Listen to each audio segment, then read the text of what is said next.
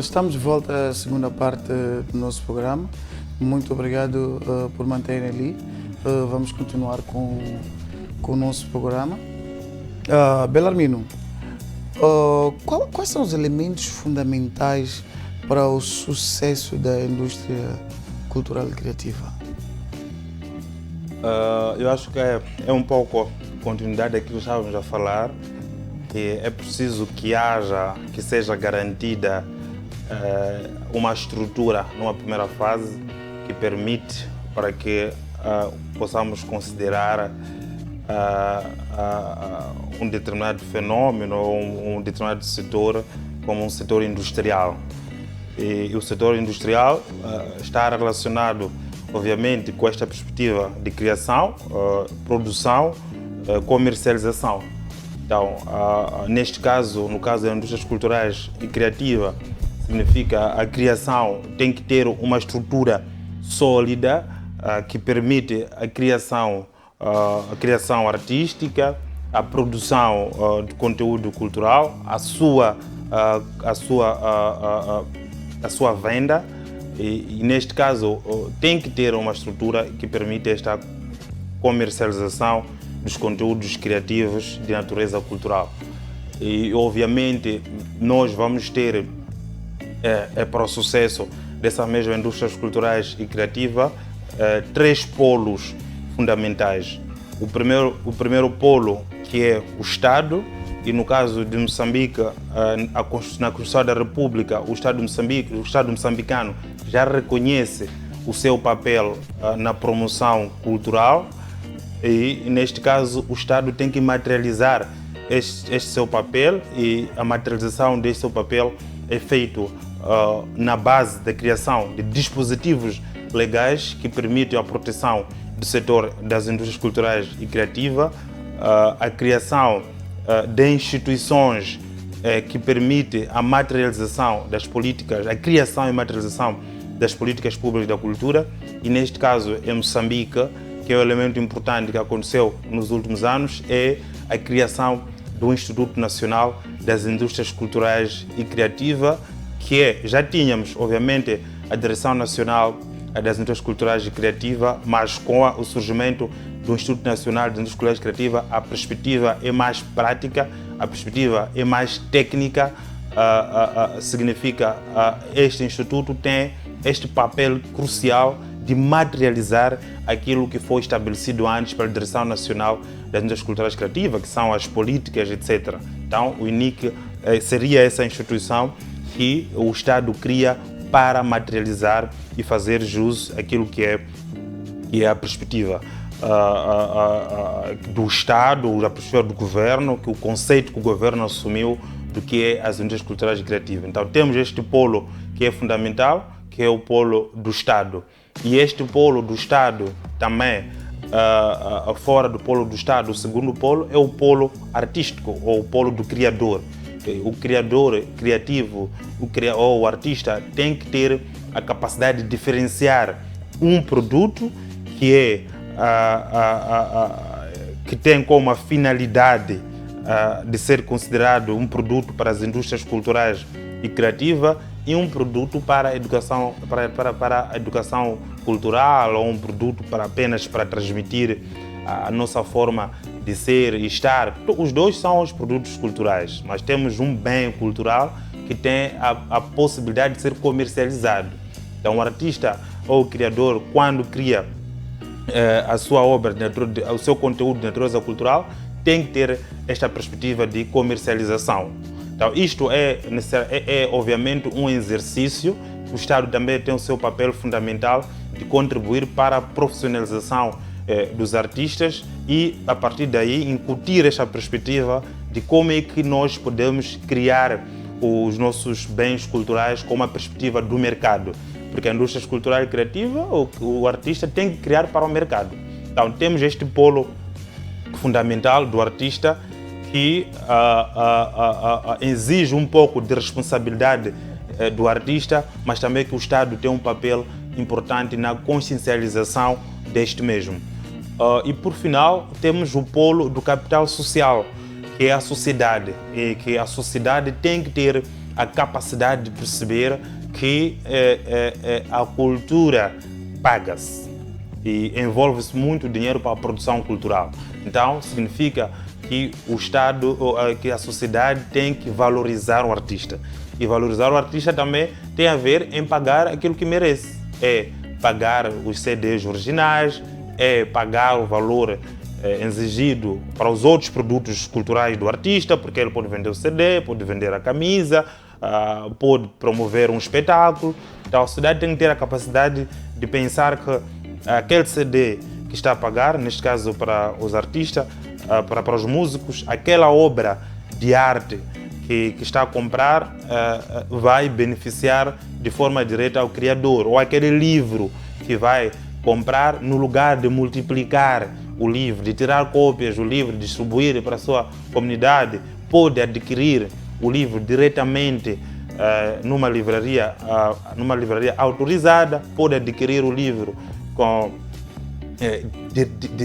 diretamente com o escritor, porque está a contribuir para o fortalecimento dessa indústria cultural e criativa. Então isso significa que temos também um papel crucial deste terceiro polo, que é o polo referente ao capital social, à sociedade.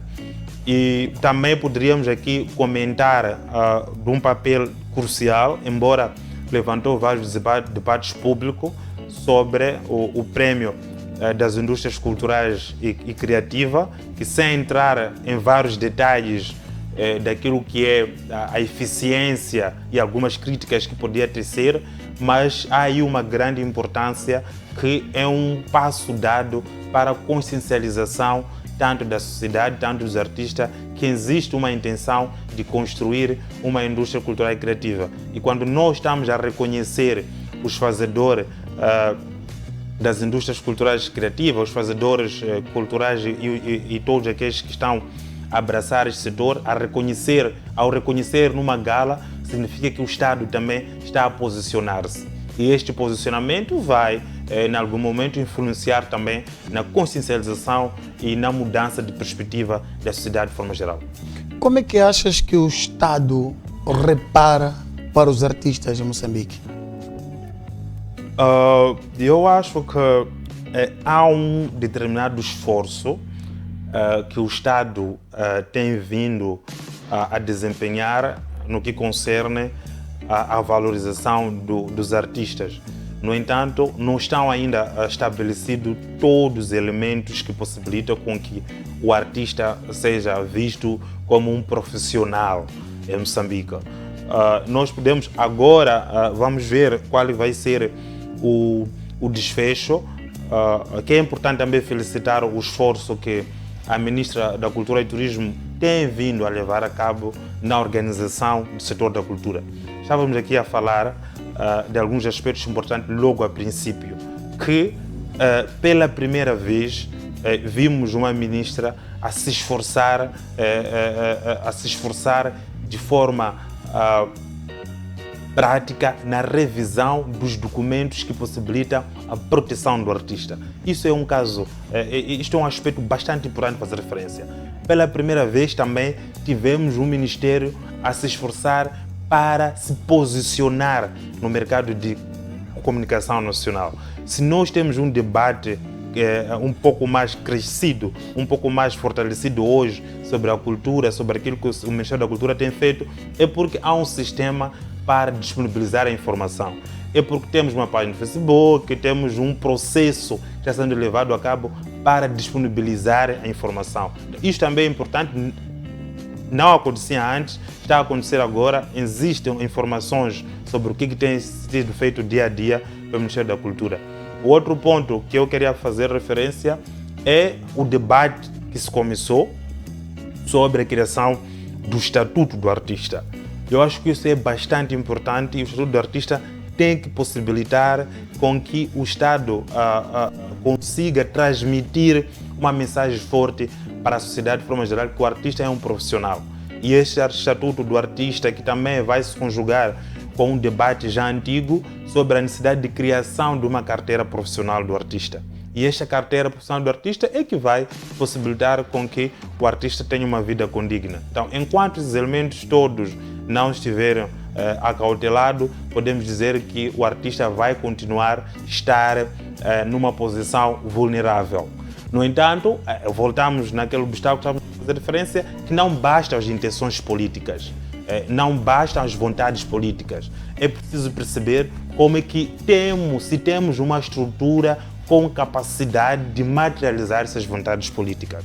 A ministra lançou um debate bastante importante sobre como podemos começar a pensar no estatuto do artista. Eu fiz referência um dia antes na minha página do Facebook sobre o cuidado que deve-se ter. O cuidado, um dos principais elementos que eu fazia menção era a questão da extensão do debate. O debate sobre a vida do artista não pode limitar-se num debate centralizado em Maputo. Temos que estender este debate para as províncias, para os distritos, porque lá também temos artistas, temos fazedores das artes e cultura que precisam da nossa apreciação.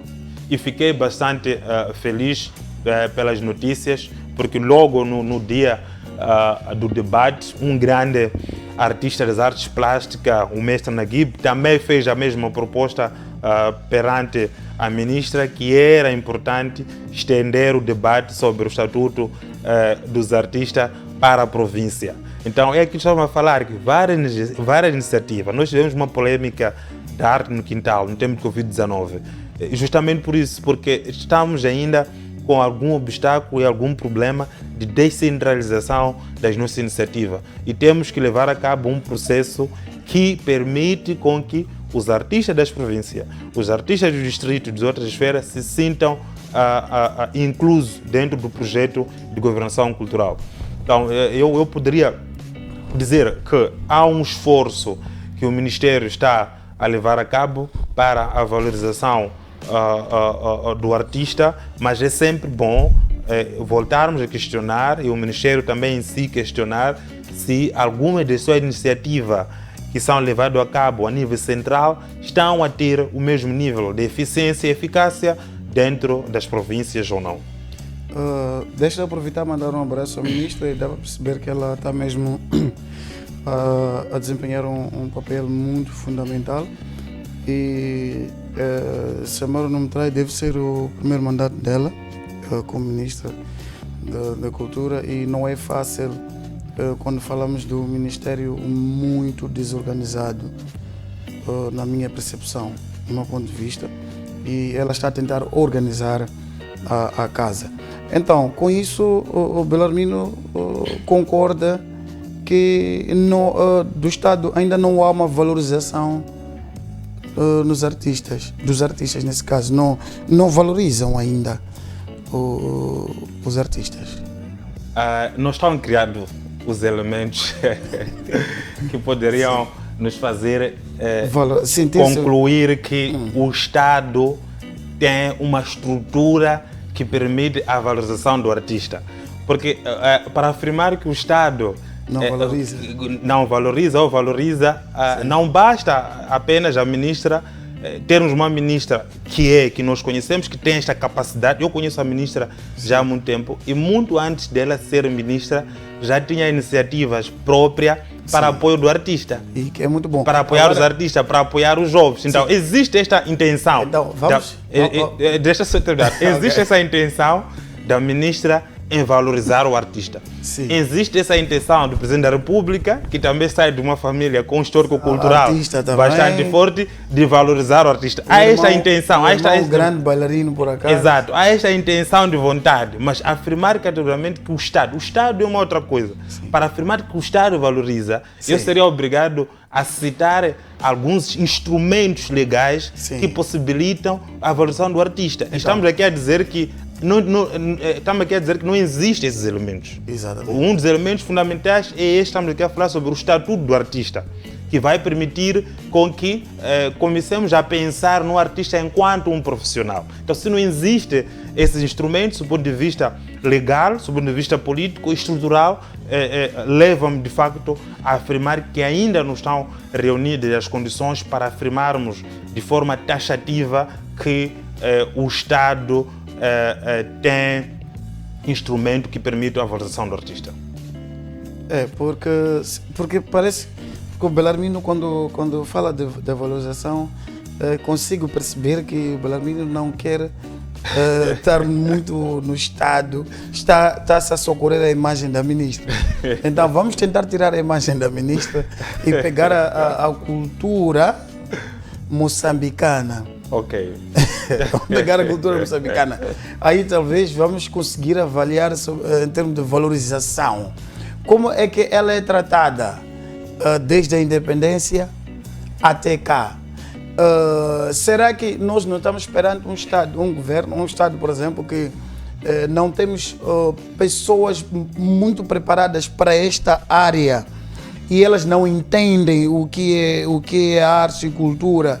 Porque na minha percepção, eu sou de opinião que se eu tivesse oportunidade, estivesse lá, eu podia talvez em algum momento fazer com que a arte e cultura mudasse até a economia desse país, que é possível. Claro, temos exemplo da Cuba e outros países. Exato. Que potencializaram a sua economia na base da cultura e turismo. Então, e por que em Moçambique não conseguimos fazer isso? Talvez eu podia arriscar em dizer que não temos pessoas, não tínhamos pessoas preparadas antes, mas hoje temos pessoas preparadas e essas pessoas talvez não tenham oportunidade ou não deixam fazer.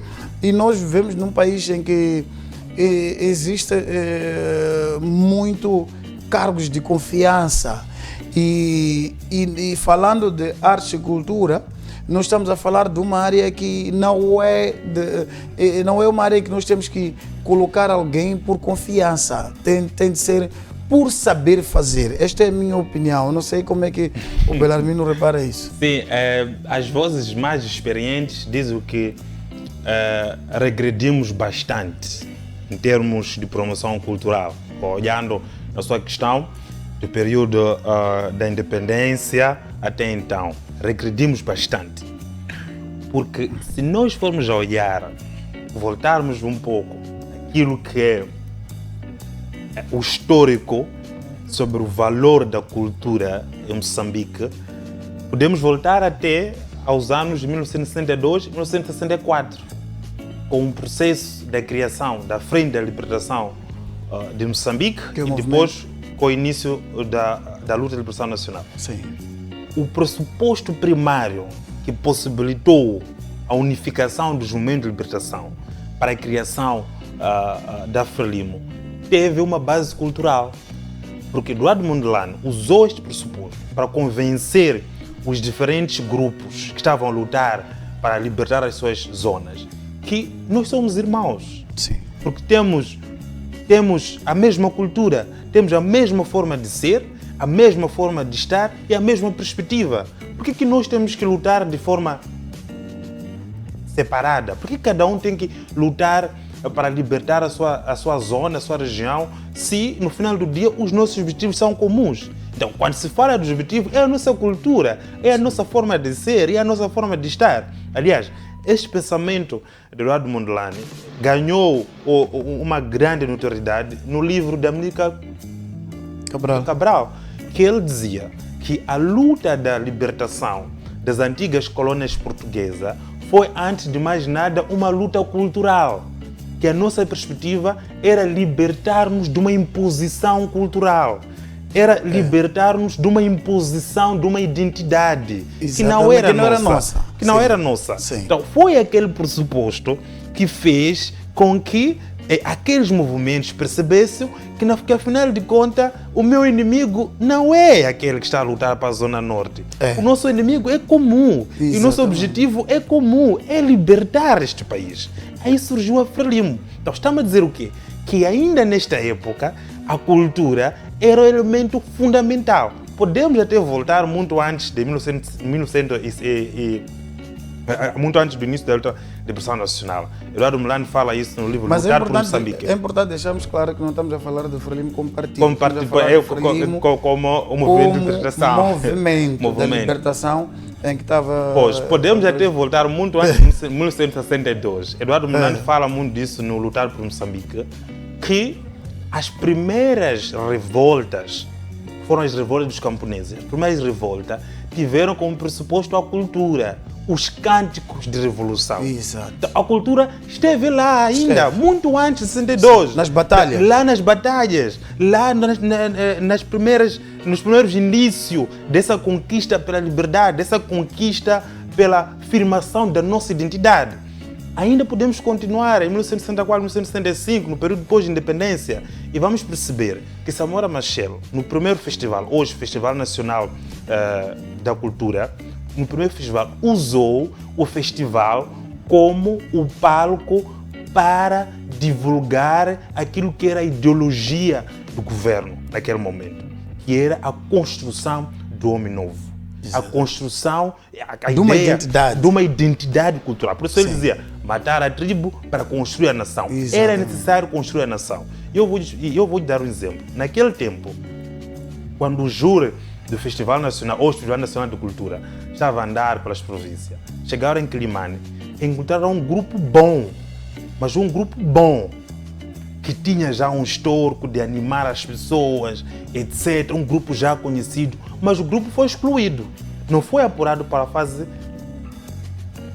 nacional. O Jornal de Notícias explica, na época, que um dos pontos que fez com que aquele grupo fosse excluído é que os instrumentos que usavam não era tipicamente moçambicano. E o objetivo naquele momento era resgatar a nossa cultura. Exato. Você é talentoso, mas o seu talento não nos identifica. Não é nosso. Não é nosso. Então podemos entender, mais uma vez, que naquela época o governo, Samora Machel, usou a cultura como elemento ideológico para construir a nação. Exatamente. E onde é que nos perdemos?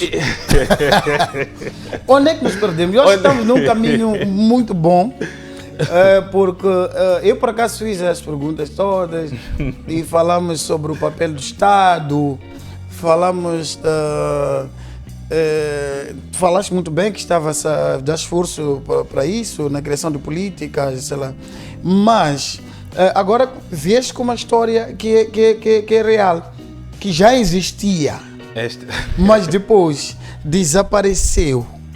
E agora estamos a tentar acordar. Nós estamos numa fase, parece que a arte e cultura começou agora, parece, na minha maneira de perceber. Parece que estamos numa fase de pensar como é que vamos fazer, quem são as pessoas, o que é que são, o que é que fazem. Não sei qual é essa fase que nós estamos a presenciar hoje. Aliás, nós ainda voltando para a questão de Samora, é só olhar para as casas da cultura que funcionavam na época. Todas as capitais provinciais tinham uma casa. Da cultura. É só olhar para a força que os museus tinham.